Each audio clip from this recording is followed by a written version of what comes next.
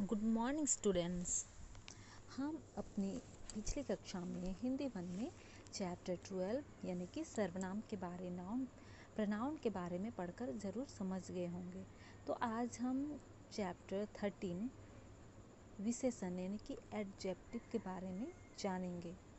वैसे तो हम पहले से ही विशेषण के बारे में भी पढ़ते आ रहे हैं, जैसे हमने संज्ञा सर्वनाम के बारे में पढ़ा, क्रिया के बारे में, विशेषण के बारे में भी हम पहले से ही पढ़ते आ रहे हैं अपने पिछली कक्षा से ही।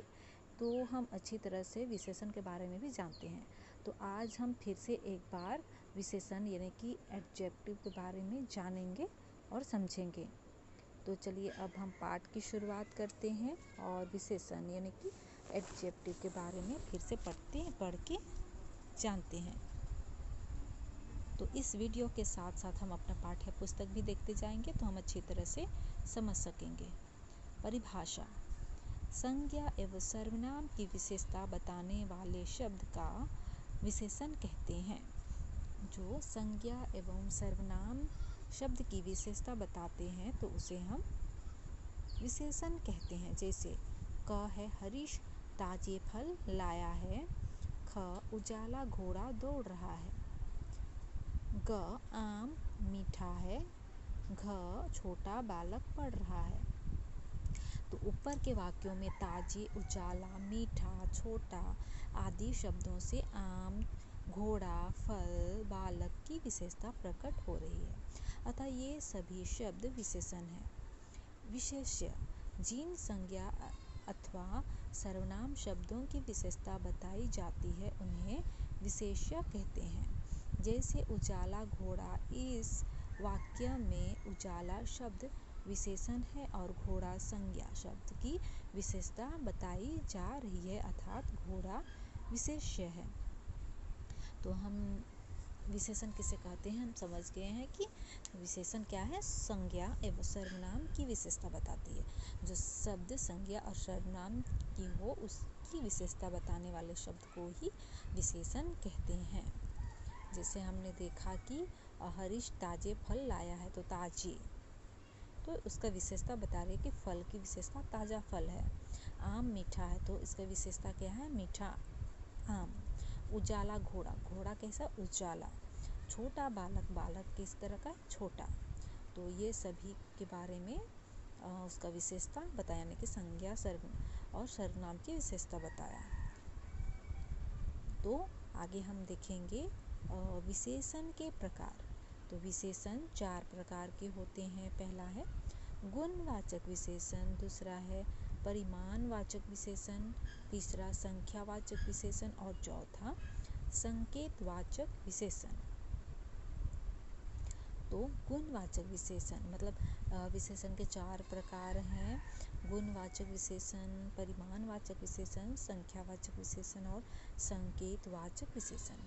तो पहले हम देखेंगे गुणवाचक विशेषण के बारे में कि गुणवाचक विशेषण क्या है। जो विशेषण शब्द संज्ञा या सर्वनाम के गुण या दोष प्रकट करते हैं उन्हें गुणवाचक विशेषण कहते हैं। तो गुण से ही पता चलता है कि किसी का गुण के बारे में बता रहा है। तो विशेषण शब्द संज्ञा या सर्वनाम की गुण यानी कि अच्छाई, बुराई या दोष, मतलब उसमें अच्छा गुण है, बुरा गुण है, उन सभी गुणों के बारे में बताता है। जैसे कि वह आदमी गोरा है, यह गाय सफ़ेद है। तो यह गाय सफ़ेद है, इस वाक्यों में शब्द गाय की विशेषता बता रहा है, अतः सफ़ेद गुणवाचक विशेषण है। तो हमने देखा कि वह आदमी गोरा है, तो यहाँ क्या गुण उसका बता रहे कि जो इंसान के बारे में बता रहे वो गोरा है। यहाँ यह गाय सफ़ेद है तो गाय का रंग बता रहा है। तो गुणवाचक विशेषण देखेंगे कि कितने हैं। तो गुण में आएगा कुशल, अच्छा, चतुर, बुरा आदि। और दोष में आएगा चोरी, झूठा, पापी, लोभी, निर्दयी आदि। रंग है पीला, काला, लाल, नीला, सफ़ेद आदि। आकार है पतला, लंबा, सीधा, गोल, छोटा, मोटा आदि। काल प्राचीन, प्रातःकाल, नवीन, सायंकाल आदि। अवस्था है बीमार, स्वस्थ, युवा, कमजोर आदि। और स्थान नागरिक, भारतीय, ग्रामीण आदि। स्वाद फीका, खट्टा, कड़वा, चटपटा, मीठा आदि। दिशा उत्तरी, दक्षिणी, पूर्वी। स्पर्श हल्का, भारी, गरम, ठंडा, कठोर, नरम। स्थिति ऊपरी, बाहरी, निचला, अगला। तो इस प्रकार गुण में बताते हैं। गुण दोष, रंग, आकार, काल किस समय, अवस्था किस अवस्था है, बीमार, स्वस्थ है या युवा अवस्था है या कमजोर यानी कि अवस्था। स्थान, फिर स्वाद, दिशा, स्पर्श, स्थिति के बारे में गुणवाचक विशेषण बताते हैं। तो आगे हम देखेंगे दूसरा परिमाणवाचक विशेषण। दूसरा है परिमाणवाचक विशेषण। तो जिस विशेषण शब्द से किसी वस्तु की मात्रा, नाप तोल किया जाता है, किसी भी वस्तु का मात्रा का नाप तोल करते हैं, उसका बोध होता है, तो उसे परिमाणवाचक विशेषण कहते हैं। जैसे 2 पेन दे दो, वह लड़की 3 फुट लंबी है। उपर्युक्त वाक्यों में 2 पेन एवं 3 फुट शब्द क्रमशः पेन की संख्या तथा लड़की की लंबाई का बोध करा रहे हैं, अतः ये परिमाणवाचक विशेषण है। परिमाणवाचक विशेषण के भेद हैं। इसके भेद निम्नलिखित हैं। परिमाणवाचक विशेषण है निश्चित परिमाणवाचक विशेषण और अनिश्चित परिमाणवाचक विशेषण। क है निश्चित परिमाणवाचक विशेषण, जिस विशेषण शब्द से निश्चित नाप तोल अथवा मात्रा का बोध होता है, उसे निश्चित परिमाणवाचक विशेषण कहते हैं। जैसे बाजार से 2 लीटर तेल लाना है। दूसरा है नेहा के सूट में 3 मीटर कपड़ा लगता है। तीसरा 3 किलो चीनी देना।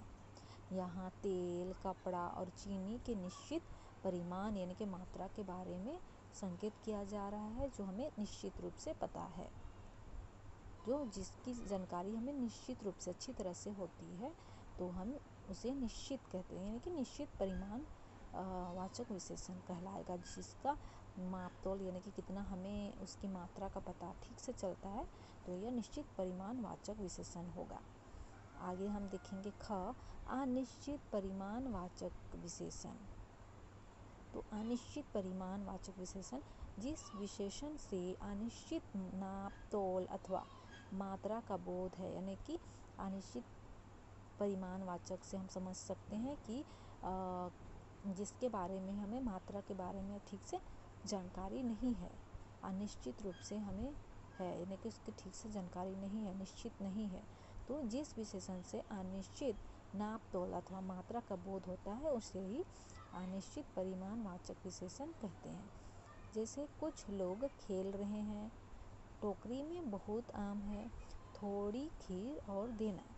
तो यहाँ कुछ, बहुत और थोड़ी विशेषण संज्ञाओं की निश्चित मात्रा का बोध नहीं करवाते, इसलिए अनिश्चित परिमाणवाचक विशेषण है।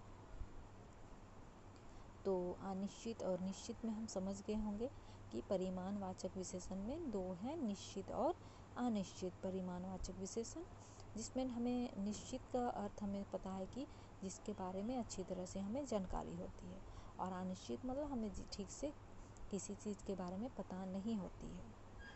तो हम ये समझ चुके हैं। तो आगे देखेंगे संख्यावाचक विशेषण। जिस विशेषण शब्द द्वारा संज्ञा अथवा सर्वनाम की संख्या का बोध होता है, वे शब्द संख्यावाचक विशेषण कहे जाते हैं। संख्यावाचक विशेषण से ही हमें पता चल रहा है कि किसी भी चीज़ का संख्या का बता रहे हैं, यानी कि किसी भी चीज़ का संख्या के बारे में बता रहे हैं।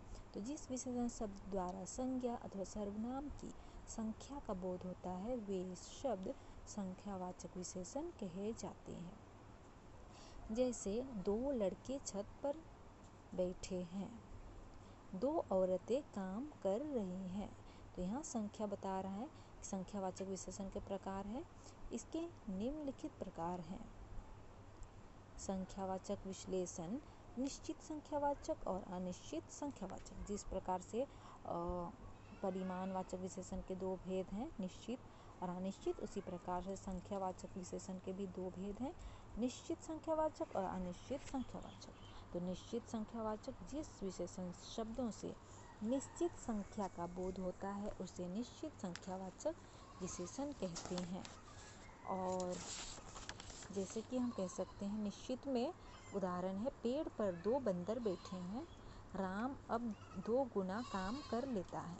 प्रत्येक छात्र को योगा में रुचि लेनी चाहिए। तो यहाँ बताया है कि पेड़ पर 2 बंदर हैं, 2, राम अब 2 गुना यानी कि 2 गुना कमा लेता है। तो प्रत्येक छात्र को योगा में रुचि लेनी चाहिए। तो यहाँ 2 गुना, प्रत्येक, ये सभी निश्चित रूप से हमें जानकारी है। तो अनिश्चित संख्या जिस विशेषण शब्दों से निश्चित संख्या का बोध नहीं होता उसे अनिश्चित संख्यावाचक विशेषण कहते हैं। जिसमें हमें अनिश्चित रूप से मतलब संख्या के बारे में ठीक से पता नहीं होता है, जानकारी नहीं होती है, तो वहाँ अनिश्चित संख्यावाचक विशेषण होगा। जैसे हम उदाहरण देखेंगे, आज कई विद्यार्थी नहीं आए, सब लोग लाल किला देखने गए हैं, कम पैसे से भी काम चल जाएगा। तो आज कई, तो यहाँ देख रहे हैं हम लोग कई, सब लोग यानी कि यहाँ गिनती नहीं करके बताया बल्कि बता रहे इसी सब लोग, कम पैसे यानी कि यहाँ पर भी नहीं बताया कि कितने पैसे, बस बोले हैं कम पैसे।